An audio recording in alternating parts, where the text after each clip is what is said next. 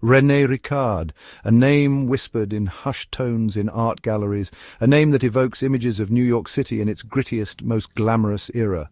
But before the accolades, before the notoriety, Rene was a boy with a turbulent past and a burning desire to create. Born Albert Napoleon Ricard in 1946, his childhood was a far cry from the gilded halls of the art world he would one day conquer. Raised in poverty in Massachusetts, he carried the weight of a difficult upbringing marked by hardship and familial strife. His father, a man with a penchant for gambling, disappeared from his life, leaving young Rene and his beloved mother to fend for themselves. These early experiences, though painful, would come to shape Rene's artistic sensibility, instilling in him a profound empathy for the outcast, the marginalized, the misunderstood. He possessed a rare sensitivity, a vulnerability that he poured into his art, his writing, his very being. Even as a child, it was clear that Rene was different. He had a voracious appetite for knowledge, devouring books and poetry, immersing himself in worlds beyond his own. Art became his refuge, a way to escape the harsh realities of his life and to give voice to the emotions churning within him. He wrote feverishly, filling notebooks with poems and stories, capturing the beauty and the brutality of the world around him. His words were raw, honest, unflinching, reflecting the intensity of his soul. It was this raw talent, this undeniable spark, that would propel him on a remarkable journey, leading him from the backstreets of Lowell, Massachusetts, to the epicenter of the art world, New York City. New York City in the 1960s. A melting pot of creativity, a haven for artists, writers, and dreamers of all stripes.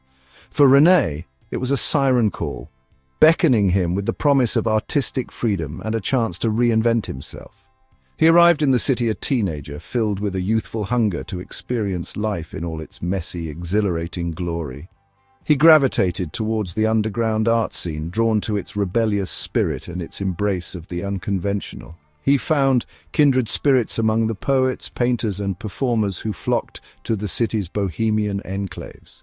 The seedy glamour of the Chelsea Hotel, a haven for artists and eccentrics, became his home, a place where he could live and create on his own terms. It was in this fertile ground that Rene's artistic voice truly began to blossom.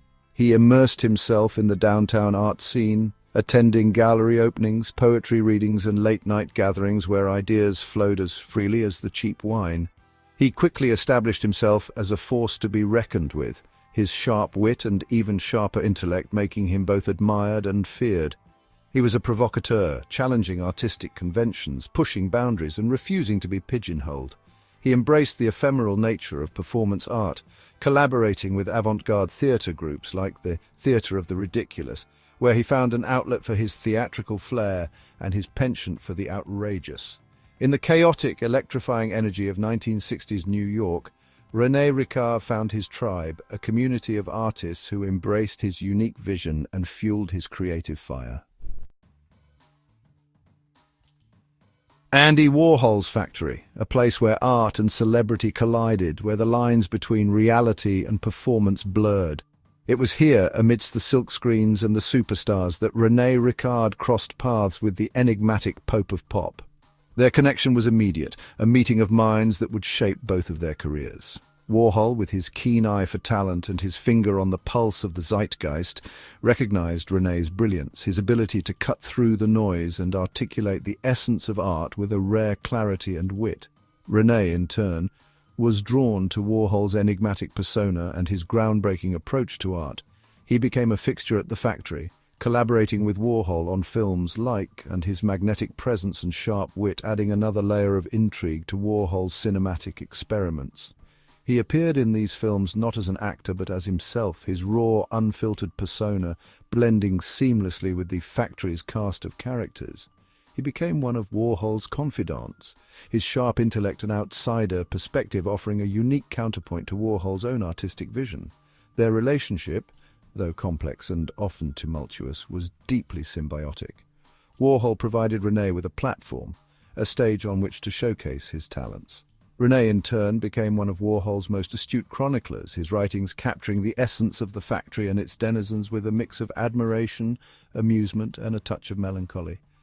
Beyond the factory, René's star continued to rise. He became a sought-after art critic, his essays for magazines celebrated for their erudition, their wit, and their ability to make the often impenetrable world of contemporary art accessible to a wider audience.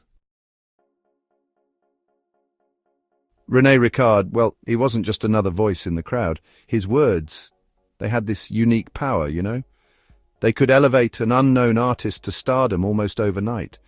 It's like he had this incredible ability to see what others couldn't, to articulate the essence of a work in a way that resonated deeply. His essays, often published in Art Forum, were like these masterpieces in their own right. They combined poetic flair with sharp, insightful analysis. Ricard's style was so distinct that it really set him apart from his peers. He didn't just critique art, he celebrated it, challenged it, and at times even redefined it. His influence is still felt today, shaping how we talk about and understand contemporary art. Rene Ricard's poetic voice was as enigmatic as it was profound. His words danced on the page, capturing the essence of his experiences and observations. You know, he had this unique ability to blend the raw with the refined, creating a tapestry of emotions that resonated deeply with his readers.